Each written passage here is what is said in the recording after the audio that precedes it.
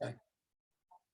All right, music fans, welcome back. Harmless Dave here again, talking about real music in real time for real people just like you and me. And part two of my interview with Eric Clapton. Part one was cut short because we had a bit of a Zoom issue, but we are back and we're hoping again that the connection holds up. Eric, how are you? I'm kind of tired, but I'm here and I'm well. I'm all right, thanks. Good to hear. Now, when we got cut off during the last interview, last portion of it, you were talking about your new single. It's called "The Heart of a Child." It's a wonderful song. I would urge people, if they haven't heard it yet, to go to their Spotify or YouTube, or better yet, how about you download the track so you can own it. And you were talking about the meaning of the song, and I had this theory about what the song was about, but you had really done a great job, or at least you started to talk about what inspired this song. And I'm going to let you tell the audience what the song is really about. Okay. I had done the thing with Van, and I had done This Has Got to Stop. And then I thought I'd try to write a song about the problem of depression and suicide as a result of prolonged lockdown. And because I have those tendencies in my character, I'm a recovering addict and alcoholic, and have been recovering for a long time, but I'm very well acquainted with that syndrome of low self-worth or anxiety, loneliness, depression that will go along with addiction. And addiction is one of the things that also was concerning me during a prolonged lockdown, where meetings, 12-step meetings, were no longer functioning the way they used to. It was all now sort of transferred to Zoom. And I thought, well, how many newcomers would be going onto their laptop if they really weren't sure about whether they're an alcoholic or not? Would they be able to make that leap? And so I was really concerned about that stuff, and because it was affecting me too. I wasn't doing very well with it, and wasn't sure if I could make the move from going to a live 12-step meeting to a Zoom meeting, but I did eventually. But in doing so, I kind of imagined what it would be like for someone that was on their own, or that were suffering from any kind of pain, psychological pain, physical pain, and were turning to substances, and along with that, thinking of suicide, because if tomorrow isn't really there anymore, or it's going to be worse tomorrow than it is today. I mean, I think a lot of people were probably facing that situation. And I kind of felt like that from time to time too, but I've been around a while in sobriety, and I also I have tools, and I have friends in recovery that I could talk to, so I'm privileged in that respect. I'm very blessed and fortunate. And there would be, I could just think, well, there's got to be a lot of people who aren't in that situation. So I thought, let's write a song about people that are in that boat. And I did this funny thing, whereas I told a couple of people that I wanted to write a song about suicide, potential suicide, as a result of the measures. But I didn't have a song. I had to write the song to back up the idea. It was I've never done that before. I think I'm going to do something about this and then try to fulfill it, because it was very difficult to put it into lyrical images. And so that was, I just thought, well, the first line is, "Put down that gun, boy. Don't blow your life away." So that's obviously got to be interpreted as being someone that's about to end their life. But nevertheless, this, I think, like you were saying, a lot of people got this for what it was. And then in the last verse, I talk about a little child who's waiting at home for her parent and doesn't know whether the parent's going to come home or not, because they may be thinking about ending their life. Now, in the middle, the second verse was really crucial, because I know somebody that had this experience where they were allowed to spend the last day of the father's life. And this is the line that says, we lost a man that I was proud to know. We lost the love of a man. They locked you down and made you grieve alone. Well, after having let this chap spend the last day of his father's life in the hospital, they then put him into isolation. They quarantined him for 10 days where he could not. And he kind of, he won't mind. I asked his permission to do this, to talk about it. And I had to ask his permission to write about it in the song. And he said, yes, he thought it was great because it would be doing what we do, is carrying a message of hope for people that may be in that position. But in that time, we don't know, a lot of us, we didn't know where he went. He disappeared. And I let him, and then I called him and he said, I don't want to talk to anybody right now. And I thought, oh my God, what's going on in that guy's head? So this is what gives me, this is what motivates me now. This kind of, as a concern for people that just disappear.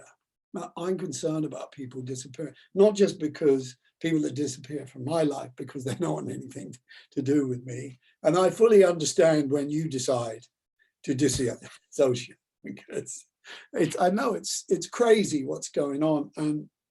But I think this is my calling at the moment. I have what's left of a musical career still going on. And if I don't use that to try to reach people that are in trouble, then what am I doing? I can't write. You know, either I don't write and I just play, or I write and talk about what's moving me and what concerns me. And I'm not very clever with it. I'm not very subtle.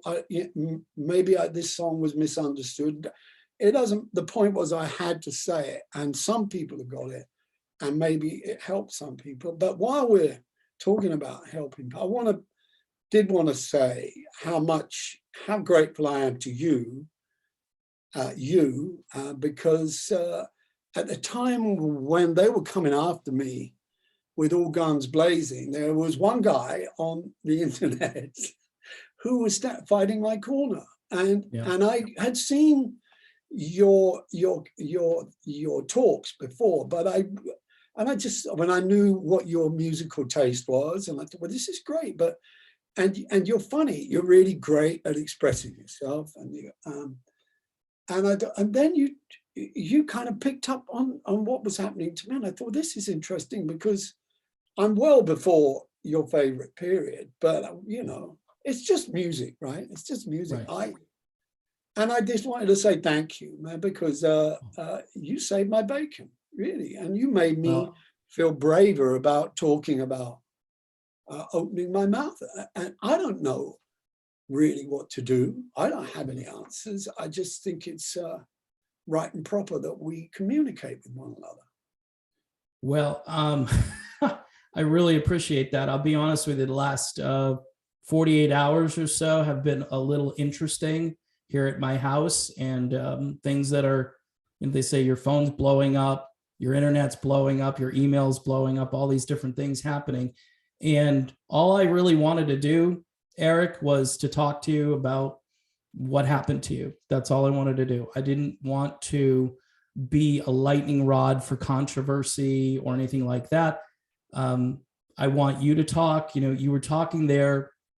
What I think you're really discussing here, and this is another topic that is taboo, is what I would consider collateral damage. That's what I would consider what you're saying. You're saying that there are other things going on here. And by the way, regardless of your opinion on if you should do something or you shouldn't do something, by the way, I'm getting beat up for using softer language. I'm getting taken to task because I'm not saying these words. And I would say to certain people, I'm trying to avoid censorship. That's what I'm trying to do. So in case, you know, if anybody's watching this, which I'm sure it's going to get viewed so long as we can get to the end of it, you know, all I'm doing is trying to get my point of view, and I use different words, and you picked up on it, which is kind of funny. And I've had other people who've sent me messages saying certain terms that I use, and it's nothing great. It's just this is what you have to do if you want to communicate today. Let's talk a little bit about your writing. Obviously, are you still writing songs? Are you writing songs with Van Morrison still? Because a lot of people loved that collaboration, and I know you've known Van for years, and you guys, I'm sure you crossed paths over the years, but to actually work together, that must have been a pretty big thrill, I would say, for both of you guys.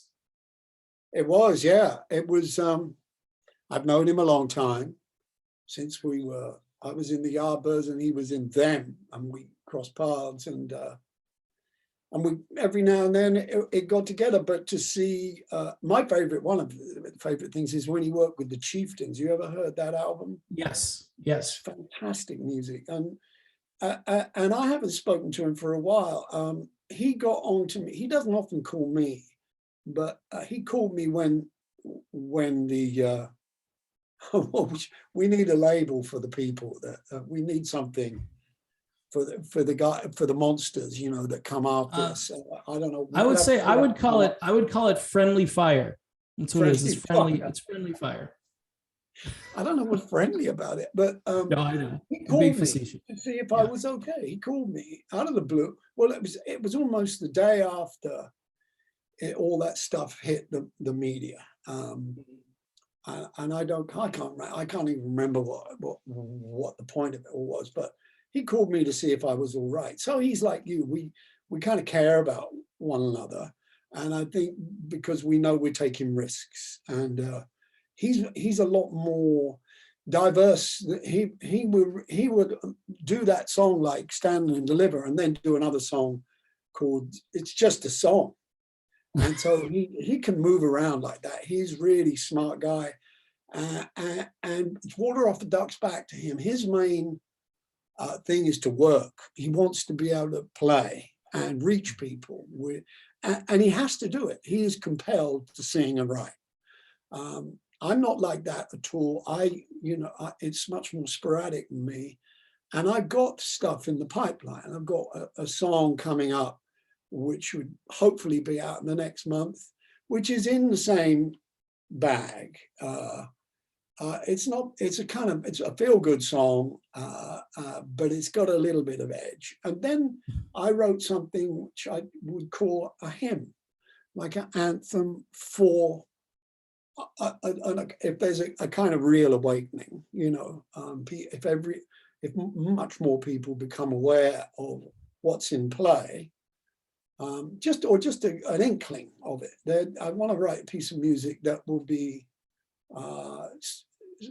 something enlightening, something sweet, something victorious. I mean, it's all a bit cheesy, really, but I'm a cheesy writer.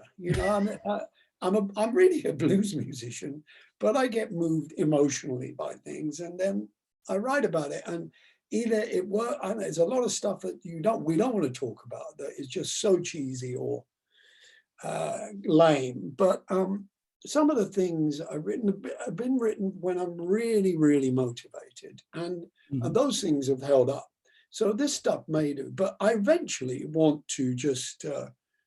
I'm getting on. I want to live a quiet life and just negotiate what's ahead of me. But so I'm making a rod for my own back by talking out about the thing and the things. But one thing about the thing I would like to make clear, because I have to keep reestablishing it, is that I'm neither anti or pro. I'm for freedom of choice, really, and respect for other people, and kindness, and the things that used to motivate or were things to aspire to. So aspirations towards goodness. And I'm also quite, in an abstract way, quite religious. I believe in God, and I think there's a purpose, and this seems to be my purpose for the moment. And so we're going down the road together for a little while, anyway. Right. Do you feel that it sounds listening to, do you feel like you're a bit misunderstood right now? Like people don't really understand your heart. Like you don't mean people any ill will. you don't wish any harm on anybody. You're just expressing your views. And in that process, all of a sudden, as you call them, all the monsters come out. The monsters are going to come out anyway. I mean, let's call them the monsters then. We'll call them the monsters. And Okay. they know who they are, and they like being monsters. And, I was, if we can go into my biography, I was a practicing drunk for a long time, and I was a monster. I enjoyed being a monster when I was like that. So these people might be of that nature, that ilk, who knows? But they're always going to be after people who are looking for truth, or, seeking something, a way forward. And so I don't know. I'm not that concerned about being misunderstood, because there's a lot of sayings around the 12-step program, things that they people say to you, and one always what other people think of you is none of your business. And I think that's a really good. Neat axiom, that then you can make decisions about what you're going to do or say without being overly concerned about the repercussions. When the repercussions happen, that's when maybe I will learn my lesson about, well, you shouldn't have said that, or maybe you should have said this. It's like our first talk was really going to be based on me saying, I wanted to talk to you to say thank you. And I never did. So that's how it worked. I mean, I completely forgot to say thank you. And that was what motivated me to get in touch with you, because you're a good guy. You were concerned on my behalf. And not too many people were in that camp. So I wanted to reach out and say thank you. And which is really strange to me. It's really strange to me that, and you're here, and I would have said this if you're here or not, but you're one of the most famous people alive in the music industry right now. And one of the great guitar players, even the magazine who apparently has some issues with your opinions on psychology has put you, I think, in their top 5 or top 10 or wherever it is. I've talked to other people recently who can't understand that list. And I think the list might need to be tweaked a little bit, but that's another video topic. I'm thankful that you're here, because I wonder, I walk around the house and I say, why is he talking to me? There are all of these news outlets, quote unquote, out there. There are all of these guys who've been doing this for years and years, who they've got a better radio voice than me. They've got a better presentation. They look more impressive. They're more pleasant to look at. And here comes Eric Clapton reaching out to me, which, full disclosure, it's not as if I was trying to find you in England. I wasn't trying to get your attention or anything. And though, even I think when we finally did speak, I was still kind of hesitant, like, is this really Eric Clapton? And so I thank you for being here, because if anything, even though it might not be all, good attention, it does bring attention to this platform. And believe me, I don't want to make this about me. This is about you and your experiences and your music, past and present. A lot of people probably would love me to ask you questions about, Derek and the Dominoes, or just, to go back in time. But I'm here really to talk about you now. In fact, I went out and purchased this, which wasn't easy to find, I'll be honest, but I finally got my copy in the mail. This was a result of you not being able to play a live gig. Is that correct? Like, you wanted to play live, but to use the terminology, they decided to institute some new restrictions or measures. So you were forced into this balcony, lady in the balcony, which isn't actually a balcony, but the lady was actually in the balcony, and hence the album got that title. And you're with some of your old pals playing some really great music, some of your own stuff, and some of the stuff that you've played throughout your life. What was that like? Was that frustrating because you really wanted to get out there and gig, but yet, you're in this room and the acoustics are great, production is wonderful. But I know you're probably like Van Morrison. You're like, I need to get out there and play. Is that how you were feeling? Yeah. If I don't play, I go into decline. I mean, it's something I have to do, and an audience is necessary, really. And I like playing to people, for people, and I do really believe that's what I'm here to do. And we had cancelled one or two tours, several tours by the time. Then that was postponed. So I had got fit, and then it was postponed. Then I had to kind of get fit again. Then I had a thing. I had the first thing before that event, and the atmosphere when we were making that was difficult, because we had hired a kind of stately home in the country. And I just thought, well, I read a lot about, creating a bubble in the lockdown regime, and everybody would, isolate, and then you'd all get together and you'd be in that bubble, and no one would be allowed out and no one would be allowed in, and you just would be like protected. And I thought, well, that sounds pretty doable, really. And the guys from America, like Steve Gadd and Nathan East, they had to come in and quarantine about 10 days or a week before even that. So I'm sort of waiting to be told that I can be let in. And then when we all got in there, I think there was another kind, it was like an airlock situation for a few days. And then we were all allowed to get together. And then our tour manager said, tomorrow morning at 9 o'clock, we're going to have a meeting in the dining room to talk about the protocol. And I thought, well, I thought this was all done now. We're in, we're all together, we'll just play. And this guy shows up, and maybe I've invented this thing that he had a clipboard. It was kind of like it was an imaginary clip. He had an invisible clipboard, but he was a COVID marshal. And he started, and we were all supposed to wear masks, inside this building. And I wasn't wearing a mask, and because we just had breakfast. And I thought, just because I'm, a curmudgeon, really, deep down, I am a real curmudgeon. And I thought, I'm not going to cooperate here. I'm just going to not put the mask on. Everybody else had been told to put their mask on. This COVID marshal read the rules. And he said, where you can see green lines on the floor, it was like gaffer tape, you can walk there. But if there's a red or yellow line, you can't walk there.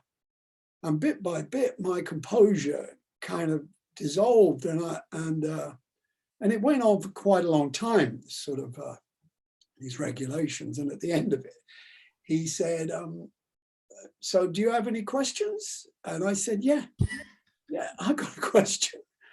How the hell are we going to make any music in this atmosphere? This is like being in prison. Yeah. And he said, I'm just doing my job. It was one of the, and I thought, and the whole thing that just to get, I was so disappointed. And this was before we'd even played, or before we'd started to work on the main body of the show. And it was there from then on, about a week or so, that it was really hard work. And all I had to go with was the spirit in the players. And that's a really magnificent group of players that I was with. Yeah. So it was enough to bolster me. And then there was this thing about on the last day, they would bring in the big cameras, and they were like, huge black things that were on rails. So they were all remotely controlled. And I just lost it. We did a whole set without stopping, maybe a breather here and there. And I just thought that was shit. That was absolute shit. And then there was another day, I think the next morning, we had the opportunity to do it again. And my wife was allowed to come. And that was the other thing. Wives and kids weren't allowed in, obviously, because it was a bubble. I had to sit out in the freezing cold with my family when she came to visit. And on this last day, it was the last day of the whole affair, I say, is there any way we can just break the rules and let my wife come in? You can hide her up there in the balcony. And no one will, and so only 2 or 3 people were in on this. And she was up there in the shadows. And we played that set as good as it could be played. Yeah. And I think it's on the record. I said that one, this is for you, and I mean, it moves me that someone could be that important to me. I never, I'm a rambling man. So, but deep down, that I need to play to someone that I care about. And so she saved our bacon, God bless her. Wow. And it got together, but it was so hard to work under those conditions. And in a way, when it was done, I thought, it's not gonna fly. And it was really difficult to get the artwork done. It was a real, and it was my introduction to life as we know it now.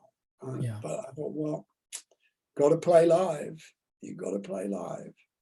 Yeah. And so I'm still trying to do that. We're going to do some shows this year. And here, either there's a massive trick being played, or there really is some kind of reformation going on. They're lifting things, and you think, but everyone's so fearful now.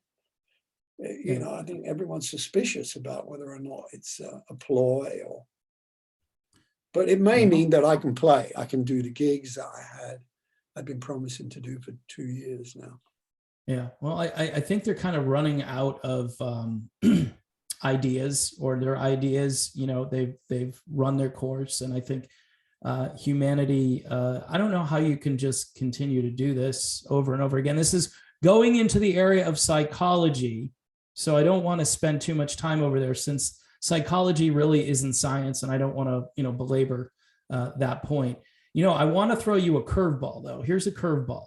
I recently watched this documentary about the Beatles, and there was a portion in that documentary, a little part, where they were thinking about replacing George Harrison with Eric Clapton way back in the day. And George had stormed off. He did eventually come back, and there's a lot of theories as to why he came back, and I'm sure you probably know all of this information already.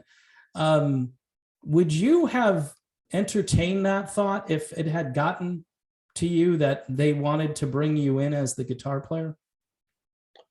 Yeah, I would have thought about it, but my loyalty would have been to George. So it would have been a passing thought, because if there was going to be any kind of disorganization going on there, I would have followed him. I would have.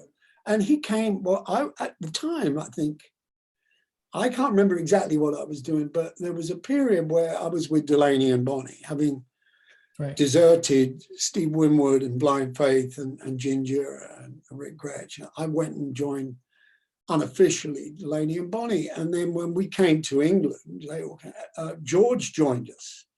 So, and he had the time of his life. And I thought, well, that's what I liked about music to begin with, was people would float.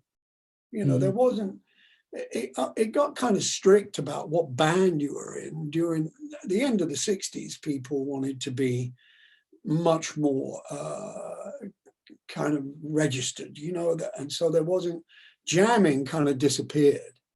And those guys probably didn't jam very much other than with other people, but they did have Billy Preston and and a few other players that would come and go, and I stepped in and out. But I don't. No, I don't. I remember. I heard an interview with John saying that he thought he was a good guitarist because I had said he was a good guitarist. So that I'd just been brought into it. We'd known one another for a long time, and there were a few of us kind of players, Jimmy Page and Jeff, and floating around that could be easily be in a band. But all three of us guys, except Jimmy, got locked into Led Zeppelin. Jeff was always going to be. he's a troubadour and he's a rebel, Mhm. he's kind of just going to be on the outskirts. And I'm like that. I didn't really ever want to be in a group, you Yeah. know, and so I was always moving on. But no, I don't. The same thing kind of happened with the Stones, if I remember rightly, that when Brian passed away. So no, that I don't want to be. It was not my kind of. I love their music. I love their music, but I was more of a blues guy anyway. I would have Yeah. been. I would have felt slightly trapped in that. Do you let me one last question about this. Did you think George might have been a little stressed out being in the Beatles? Um, no, I don't think so. I think when you were talking about being misunderstood earlier, and thinking that maybe I was being misunderstood, I think he probably felt like that, or felt like he was hiding his light under a bushel, because I mean, I didn't watch that movie because I watched some of it with my kids, watched the whole thing and they loved it, and I'd duck in every now and then, and it was all like people, like party games going on, or people showing off or being silly, a lot of silliness, which is Yeah. great. But I could sense that George felt like he was unacknowledged, Mm. and his stuff that he was writing at the time, I think, was being influenced by a greater well of spirituality than theirs. I think he had become quite involved with Ravi Shankar and the Krishna movement. So I think he was on his way anyway. I think Right. he felt he had another path to follow. Yeah. Yeah. And Well, it's that might have interesting. been the stress, because they loved one another. The loyalty had been, when you think about that journey they took from the time they were in Germany, they had to look after one another. They were Mhm. surrounded by awful people, most of the time, people that wanted to get in, or Mhm. people that wanted to get associated with. So I think the fact that he felt he had to move on was probably very painful for him, because of the years they bonded together. Yeah. Yeah. Well, everybody has a theory about that, so I figured I'd ask you, since you were almost kind of there, not literally, but you obviously were close to George and knew maybe what he was feeling when he was going through some of those things. I've got one more question for you, and I think it has to do with just your legacy, how you'd like to be remembered as not only a musician, but as a person, as a man who's obviously gone through quite a bit of things. And you talked about the substance abuse, you talked about the struggles you had, the lifestyle, even though it sounds like a great time all the time.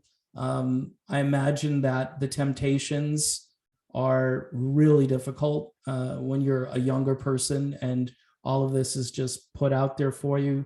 And then you've got to respond and you've got to try to be disciplined. And you're not at the time, there's no way.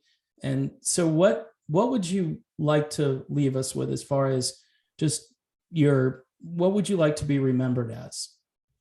I think I'd like to be thought of as a rebel, but a good father and a good family man. But those two things, I'm a kind of paradox, Yeah. because I like hitting the road. I like being at home. There's so many things that motivate me. But I don't know. I think that's for someone else to say after the event. I just want to be true to myself. Right. Uh, and to follow the path, and carry a message of hope. Mm-hmm. I'm also touched a lot by a couple of friends. The shining light for me a lot of the time is Carlos Santana, and Okay. he will send me messages every now and then when I'm down and out, and I think, oh, another day of this stuff, and I'll get something come through from him, and the sun comes out. So Yeah. this is a good opportunity to say thank you to him as well. He does it. If you check out, he does an interview about Miles Davis that is Mm-hmm. breathtaking. Yeah. And it says so much about who he is. And I try to follow him to the Okay. best of my ability. Yeah. Well, that's fair enough.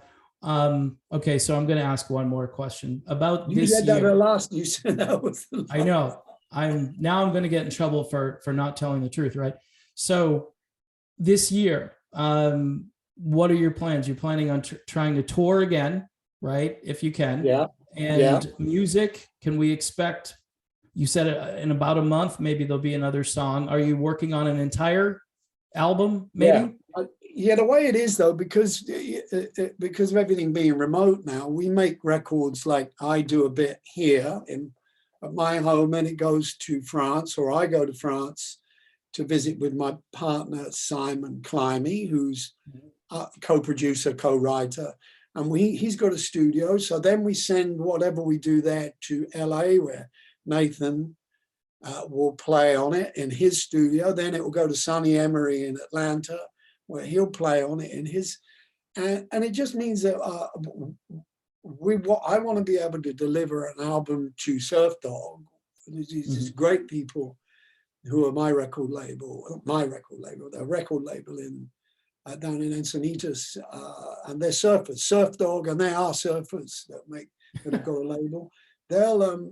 We'll deliver, I hope, to them in the autumn of this year, and an album will come out next year, a proper studio album, which will have some of the Rebel songs and other kind of, folk songs or whatever, R&B covers or some compositions, but just a proper studio album. And I want to do, I need to get out on the stage now and then and try to work. My protocol is not to play to a discriminated audience, because I think everyone has a right to go and hear music, because it's what's good for us, and we know that the monsters will try and stop it, because music has a life of its own. It can't be controlled, and it rises above everything and heals. It does. That's my commitment. Yeah. All right. Well, as I've been saying since our first conversation, it's been completely surreal for me. I want to thank you for doing the interview. I know you're not feeling all that well today, as we talked about prior.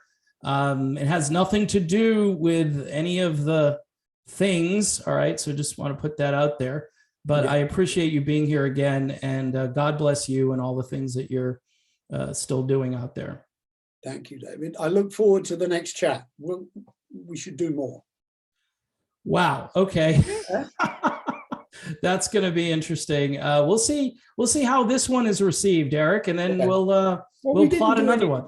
Did we do anything provocative, do you think? Was anything that stood out?